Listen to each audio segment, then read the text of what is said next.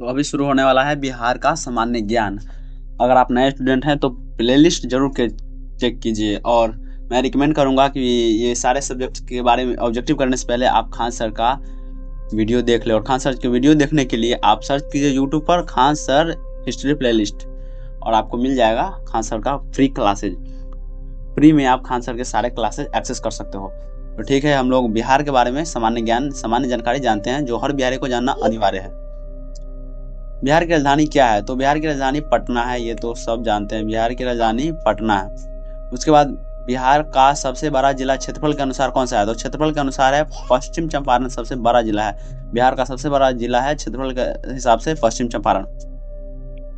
इसके बाद बिहार में कुल कितने जिले हैं? तो वो भाई तो ये तो बच्चा जानता होगा, 38 है, लेकिन अगर वो नहीं पता तो जान लो, बिहार में 38 जिले हैं।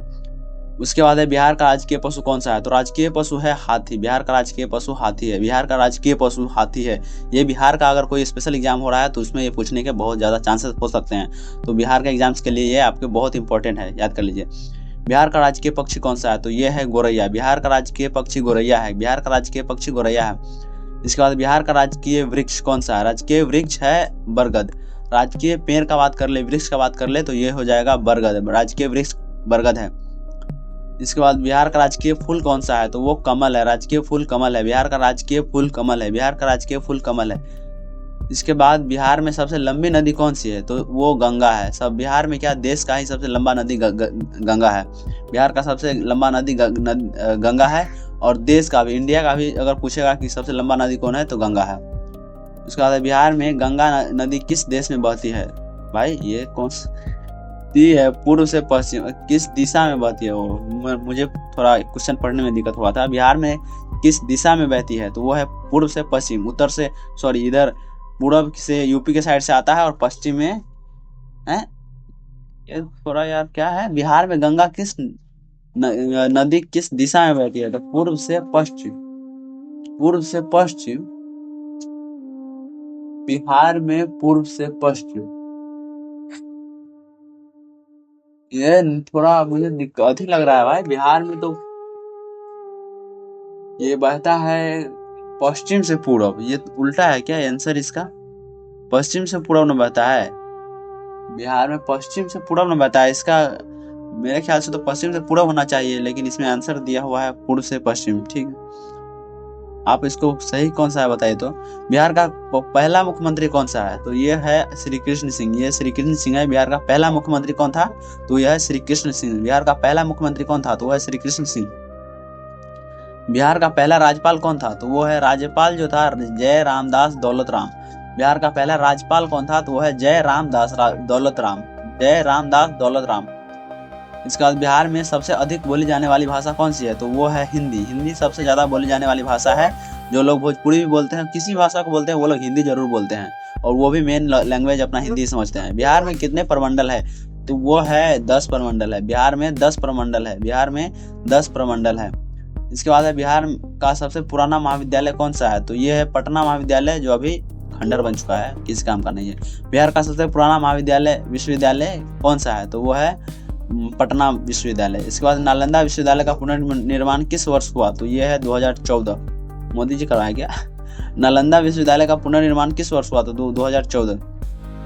बिहार का कौन सा जिला शेरशाह सूरी से जुड़ा है? तो यह है सासाराम। सासाराम, शेरशाह सूरी का जन्म हुआ था सासाराम में। शेरशाह सूरी का जन्म हुआ था सासाराम में। बिहार का कौन सा जिला महात्मा बुद्ध से जुड़ा है? तो वो है नालंदा भी है, गया भी है, वैशाली भी है। ये सारे ही महात्मा बुद्ध से जुड़े हुए शहर है, क्योंकि इन सब में महात्मा बुद्ध ने अपना ज्ञान दिया था। वह बिहार में सबसे अधिक चीनी मिल किस जिले में है? तो वो है पश्चिम चंपारण में, और सबसे बड़ा राज्य है पश्चिम चंपारण, और इधर गन्ना भी बहुत ज्यादा होता है, तो इधर मिल भी ज्यादा है गन्ना का, वो चीनी मिल भी ज्यादा है। बिहार का कौन सा जिला लिच्छवी गणराज्य से जुड़ा है? तो वो है लिच्छवी गणराज्य वैशाली से जुड़ा है। लिच्छवी गणराज्य वैशाली से जुड़ा है। वैशाली, लिच्छवी गणराज्य वैशाली से जुड़ा है। बिहार का कौन सा जिला विद्यापति से जुड़ा है? तो वो है दरभंगा। कहाँ गया, सॉरी, विद्यापति से जुड़ा है तो वह है मधुबनी। मधुबनी, विद्यापति का घर कहाँ था? तो वो है मधुबनी। मधुबनी में वो एक राजा के साथ वो रहते थे, विद्यापति जी, जो बिहार के लेखक हैं। बिहार का कौन सा जिला गुरु गोविंद सिंह से जुड़ा है? तो वो है पटना। पटना बिहार का कौन सा जिला गुरु गोविंद सिंह से जुड़ा है? तो वो है पटना। बिहार में सबसे अधिक जनसंख्या वाला राज्य कौन सा है? तो वो है पटना। पटना में बहुत ही ज्यादा जनसंख्या है और गंदगी भी बहुत है। बिहार का कौन सा जिला गंगा जल योजना से सबसे पहले जुड़ा है? तो ये गया है। बिहार का कौन सा जिला गंगा जल योजना से सबसे पहले जुड़ा है? तो वो है गया। इसके बाद है बिहार में सबसे अधिक शिक्षित जिला कौन सा है? तो वो है पटना। पटना में ज़्यादातर तो बल्कि सभी शिक्षित लोग ही जाते हैं, अमीर लोग ही जाते हैं। जो भी गांव से जिला में अपने अमीर हो गया वो पटना चला जाता है। बिहार का कौन सा पर्व छठ से जुड़ा है? तो ये सूर्य पूजा, क्योंकि छठ में सूर्य देवता की अर्घ दिया जाता है, सूर्य देवता की पूजा की जाती है। बिहार में बिहार दिवस कब मनाया जाता है? तो वो है 22 मार्च। बिहार दिवस कब मनाया जाता है? 22 मार्च। बिहार दिवस कब मनाया जाता है? तो वो है 22 मार्च। बिहार का कौन सा जिला काली मंदिर के लिए प्रसिद्ध है? तो वो है गया। गया में काली मंदिर है जो बहुत फेमस है। बिहार का कौन सा जिला काली मंदिर के लिए प्रसिद्ध है? जो वो है गया। गया में काली मंदिर है। इसके बाद है बिहार में कोसी परियोजना किस नदी पर आधारित है? तो वो है कोसी नदी पर कोसी परियोजना है। ऑफकोर्स बिहार में कोसी परियोजना कोसी नदी पर है। बिहार का कौन सा जिला तिलका मांझी से जुड़ा है? बिहार का कौन सा जिला तिलका मांझी से जुड़ा है? तो वो है भागलपुर। तिलका मांझी से जुड़ा कौन सा जिला है? तो वो है भागलपुर। बिहार में गंगा जल योजना का उद्देश्य क्या है? तो वो है पीने का पानी हर जगह प्रोवाइड हो सके। बिहार में गंगा जल योजना का उद्देश्य है पीने का पानी साफ सुथरा रहे। बिहार में बोध गया किस धर्म से जुड़ा है? तो वो है बौद्ध धर्म से जुड़ा है। बोध गया बौद्ध धर्म से जुड़ा है। बिहार में नालंदा विश्वविद्यालय किस काल में प्रसिद्ध हुआ था? तो वो है गुप्त काल में। नालंदा विश्वविद्यालय गुप्त काल में फेमस हुआ था। बिहार में गया किस धार्मिक स्थल के लिए प्रसिद्ध है? तो वो है उपरोक्त सभी। काली मंदिर के लिए भी, महाबोधि मंदिर भी है, विष्णुपद मंदिर भी है। गया में मंदिर है और बौद्ध धर्म के लिए ये खास जगह है गया। उसके बाद है बिहार का कौन सा जिला वीर कुंवर सिंह से जुड़ा है? तो वो है भोजपुर। वीर कुंवर सिंह का जन्म भोजपुर में हुआ था। भोजपुर वीर कुंवर सिंह भोजपुर के हैं। बिहार में दरभंगा किसके लिए प्रसिद्ध है? दरभंगा राज मिथिला चित्रकला विद्यापति। यहाँ पे सबसे फेमस बिहार की संस्कृति अगर माना जाता है किसी राज्य को तो वो मिथिला और दरभंगा में मैथिली भाषी लोग हैं बहुत ज्यादा।